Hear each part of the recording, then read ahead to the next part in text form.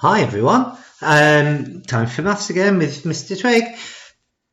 Yesterday's lesson you were looking about the characteristics of 3D shapes. Do you remember?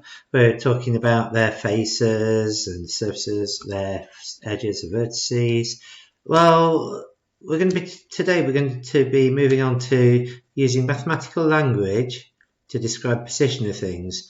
Now, later you will need something to draw with and something to draw on. You'll also need two objects.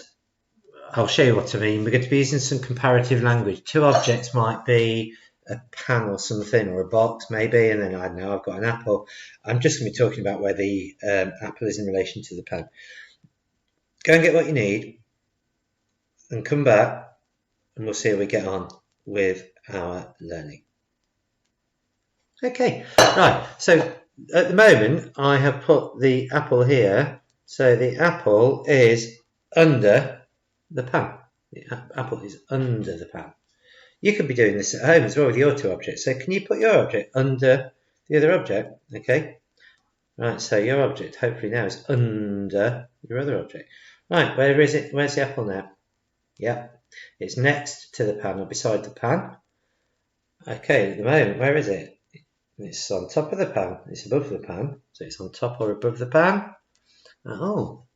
Where is it now? Yeah. In. The object, the apple, is in the pan. Okay. Let's just carry on by taking your object on a quick game. Can you put the apple below your chin? Can you put the apple above your head? Can you put the apple on your head? Can you put the apple beside your ear? Can you put the apple in between both hands? Can you balance the apple or your object above your hand or on top of your hand? Okay. Here she is. Hi, Miss Molnar. I'm going to pass the lesson over to you now. Guys, get those listening ears on.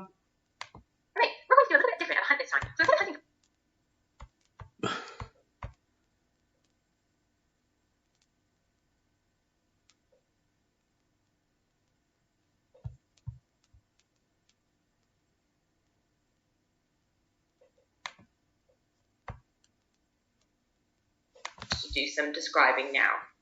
Alright, we're going to do a little bit different of a hunt this time. So instead of hunting for numbers, we're going to try and use some of those positional language words to describe or find some of the objects in the picture. Are you ready to have a go? Alright. Now, Harold's going to whisper to me the first thing that he wants you to find. Okay, Harold says, what animal is on top of the house? Now, if you need time throughout this when we ask the questions to find the object, you can pause the video while you take a closer look for it. Okay, so which animal is on top of the house? If you said a bird, way to go. There is a bird on top of the house. Great job. All right. Let me see. What is below the drain pipe? What is below the drain pipe?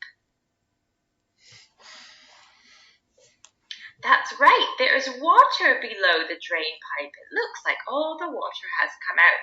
Fantastic. Now, let's take a look at all the fish in the water. Are the fish under the bridge or over the bridge? Under. That's right, they're underneath the bridge. Well done. Fantastic. Let me see. How could I describe where the spider is that's away from the webs? Can you see that one spider that's not where the web is? How could I describe the position of that spider?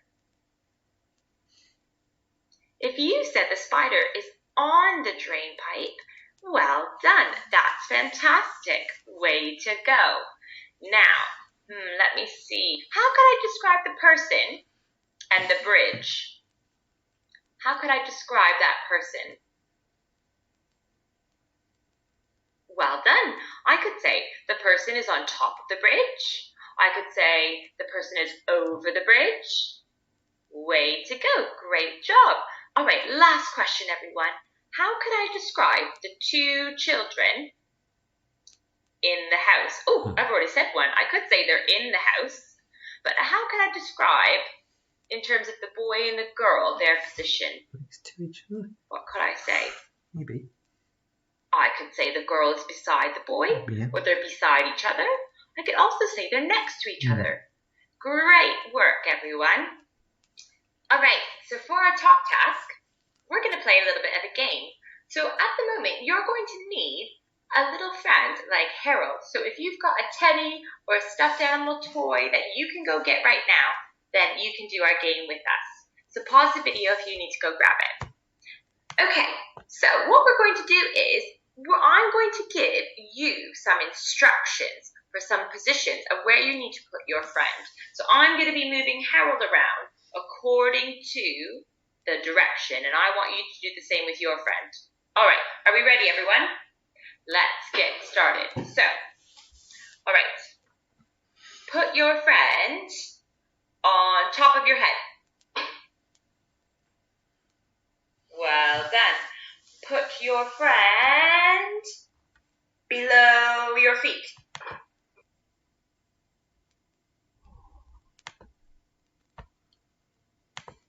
Well, we hope you enjoyed playing that game with your parent or carer just as much as we enjoyed it. All right, now it's time to put your new learning skills to the test. Harold would love to see some amazing pictures of a playground, and can you add Harold into your picture? So this is where you're going to need that paper and maybe those colored pencils, because we would like you to draw a picture of Harold on a playground. Okay, so have a think at the moment. What is going to be in your playground? Is there going to be a slide? Is there going to be swings? Are there going to be lots of trees, a sunshine, maybe a pond? Make sure you add in lots of different things to your park. And then what we want you to do when you're done your drawing is to describe the different objects in your picture using the new language you've learned today. So maybe you're going to draw a picture of Harold on top of the slide because he loves to be on the slide. And then you could say Harold is on top of the slide. Maybe you're going to draw some beautiful flowers beside the tree. And you can say the flowers are beside the tree. Maybe you're going to draw a big sunshine in the sky, and then you can say the sun is in the sky. All right, pause the video, go get what you need, and we can't wait to see what pictures you come up with.